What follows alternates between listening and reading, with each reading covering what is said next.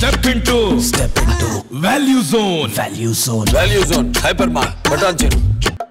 Online shopping అందుబాటులోకి వచ్చాక mobiles నుంచి మోటార్ సైకిల్ దాకా టీ ప్యాకెట్ల నుంచి టీవీల దాకా ఇంట్లోనే కూర్చుని కొనుక్కునే పరిస్థితి వచ్చింది. గతంలో పెద్దగా సమస్యలు వచ్చేవి కాదు, కానీ ప్రస్తుతం మాత్రం వచ్చిన ప్రతి పార్సిల్ అన్బాక్సింగ్ చేసే ముందు ఖచ్చితంగా వీడియో సాక్ష్యం పెట్టుకోవాల్సిన పరిస్థితి వస్తోంది.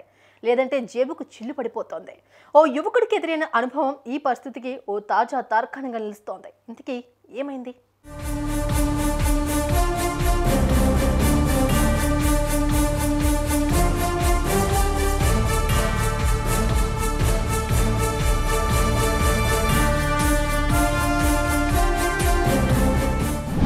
ఓజు అనే ఓ యంగ్ మ్యాన్ అమెజాన్లో 20,000 రూపాయల విలువైన ఓ సోనీ హెడ్ ఫోన్ పర్చేస్ చేశాడు.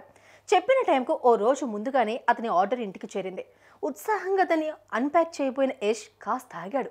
ఎందుకైనా మంచిదని సెల్ ఫోన్ వీడియో ఆన్ చేశాడు. ప్యాక్ ఓపెన్ చేశాడు. సోనీ హెడ్ ఫోన్ బాక్స్ ముచ్చటగా కనిపించింది.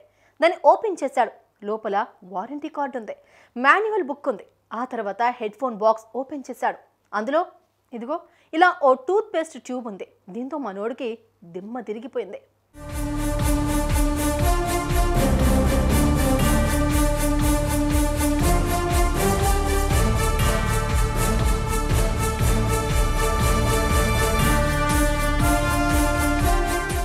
దీంతో ఆ కుర్రాడు వెంటనే అమెజాన్ కస్టమర్ కేర్ను సంప్రదించాడు.